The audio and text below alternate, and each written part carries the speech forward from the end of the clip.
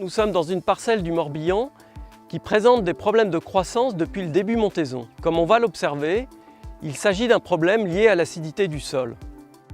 Pour s'assurer du diagnostic, il faut aller vers les zones les plus touchées de la parcelle et observer les symptômes de l'acidité du sol. Que voyons-nous? Les plantes sont présentes, elles ne sont pas mortes. On observe aussi une absence de tallage et une faible biomasse.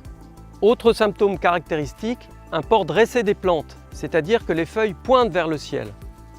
Dans certains cas, on observe également un rougissement des gaines qui traduit une mauvaise alimentation en phosphore alors que le sol est correctement pourvu. Enfin, les racines ne présentent aucune radicelle, elles sont épaisses, ce qui explique que les plantes s'arrachent facilement. Ailleurs dans la parcelle, on retrouve exactement les mêmes symptômes. En faisant une analyse de terre, on se rend compte que dans les zones les plus touchées, le pHO, l'indicateur de l'acidité du sol, est en effet de 4,9. Mais ailleurs sur la parcelle, la culture est en très bon état et ne présente aucun symptôme d'acidité. Après analyse, le pH y est de 6, soit 1 point de plus que dans les zones les plus touchées. Alors, quelle conduite tenir pour remonter le pH? Il faut donc remonter le pH en apportant des amendements basiques qui vont neutraliser l'acidité du sol.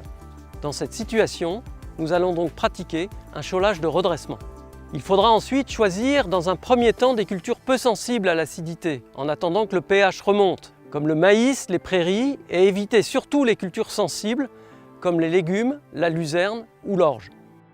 Le choix du produit va dépendre de la vitesse d'action visée et donc de l'urgence de l'apport. Un carbonate pulvérisé ou broyé, par exemple, pourra agir en quelques mois, une chaux en quelques semaines. Ici, il a été choisi d'implanter un maïs 8 mois après la récolte de l'orge. Un carbonate aura donc le temps d'agir. Ensuite, nous allons calculer la dose d'amendement à apporter. Cette dose peut être calculée à l'aide du tableau suivant, issu de nombreuses expérimentations. Ainsi, en fonction de la CEC qui est proche de 10 dans cette parcelle, et de l'objectif de pHO recherché qui est de 6 à 6,5, on calcule la dose de valeur neutralisante nécessaire.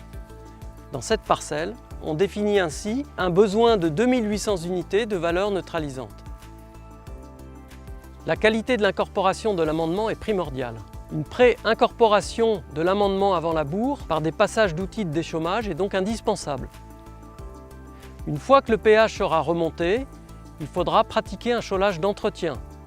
En règle générale, 250 unités de valeur neutralisante par an sont suffisantes. Si l'agriculteur apporte des produits organiques, la dose pourra être réduite.